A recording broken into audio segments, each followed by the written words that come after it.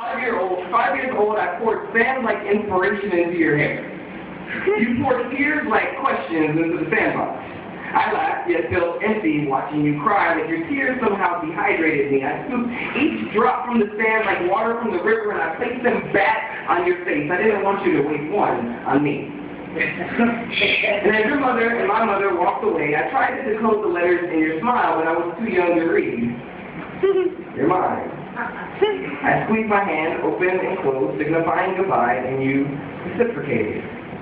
And I watched you get on the L train, me sitting on the back of the platform, but you couldn't train me not to see you in my dreams. At 15, I grew famished from even the possibility of hearing you speak. I reserved crushes for multicolored sodas and teen television love interests because they, like you, also seemed unattainable.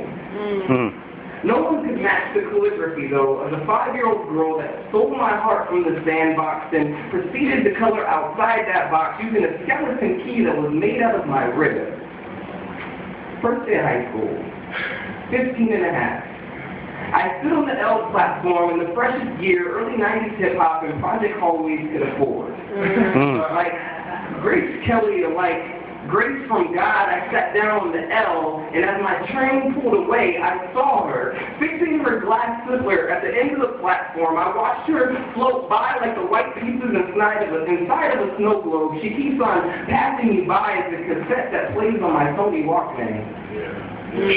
I ran to that platform for 8 semesters, 4 summers, 2 intersessions, and even on staff development days and Martin Luther King's birthday and Wu-Tang holidays they haven't even invented yet, I'd show up on that platform with a pumpkin in my hand, parked prudently in my phalanges, just in case you decided the L train wasn't suitable transportation that day.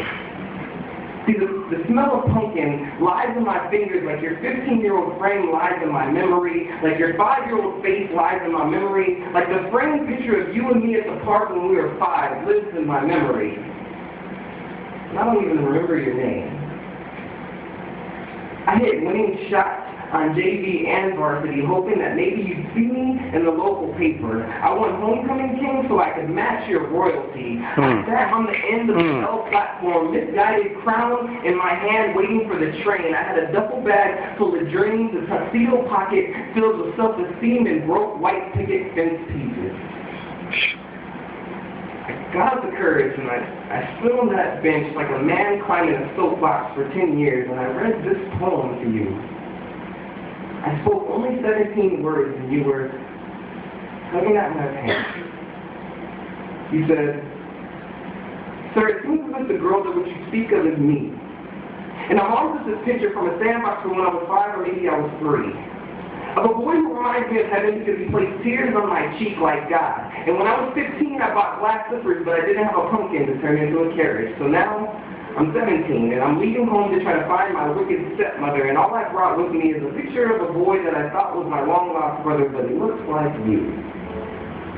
So I was wondering, if you're not busy, you could walk me to the end of this platform. The L train will be on its way soon. I told her that I have no fare for the train. She said, "Those pieces of the white picket fence will do."